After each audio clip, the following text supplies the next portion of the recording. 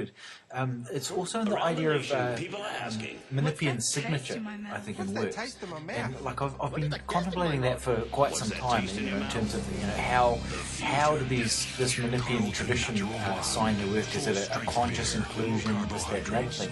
And that it almost seems that there's this tradition of almost Western mysticism, for want of a different word, that as soon as you start writing and talking within this tradition, having laboured in this background, your work naturally gets signed and marked in certain ways.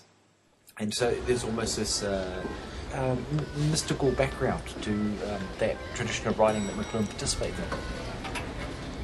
Does this make me look cheap? The menippean signature, it just spills out. Do you have one that Can't help does? it. Right, but you're saying that you end up being an echo of previous menippean satires? Yeah, totally. And so there's this the shadow of tapping into something which is bigger and deeper and broader than yourself. That's right. Now that's a good point, because I always puzzled whether Dave Worcester and Christian Murder were naives, much the way you could sometimes take McLuhan's target when he criticized Gnosticism, mysticism, or nature mysticism. He was not. He didn't say he was part of that tradition. He was more embedded in the tradition of speech, but then had to deal with the apocalyptic annihilation of the Logos by electronic media. So he actually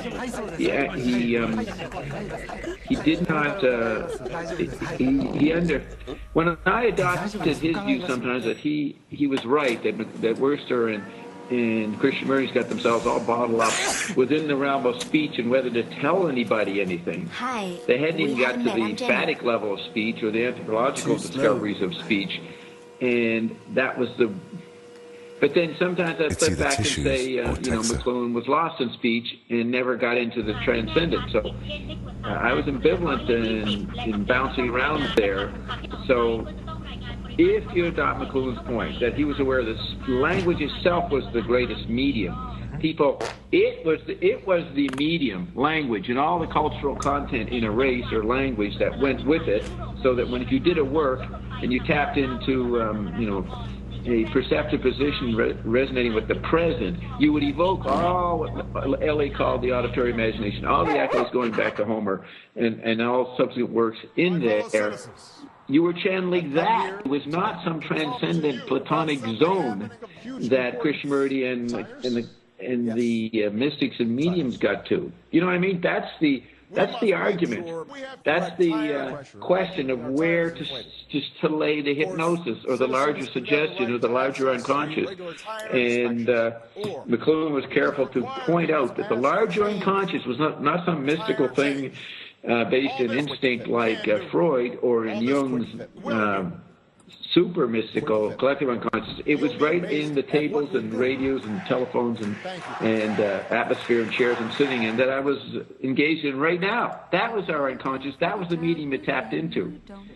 So you could say there's a materialist view of mediumship, and that would be Aristotelian, I guess, embedded in the senses. And then there's a Platonic view of mediumship. That's maybe the dialogue there, right? Yeah, and then there's something which is beyond both of those, I think. Run through the meadow and scare at the milking cows. Run down the beach, kicking clouds of sand. Walk a windy weather day, feel your face blow away. Stop and listen, love you. Love like a circus clown, put away your circus frown. Ride on a roller coaster upside down.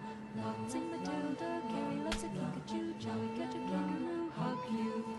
Dandelion, milkweed, silky in the sunny sky. Reach out and hitch a ride and float on by. Balloons down below, blooming colors of the rainbow. Red, blue, and yellow rain, I love you. Bicycles, tricycles, ice cream, candy, lollipops, popsicles, licorice sticks, Solomon, Grundy, Raggedy, Andy, Tweedledum and Tweedledee, home free. I'll hug you and kiss you and love you. Love you. Love you.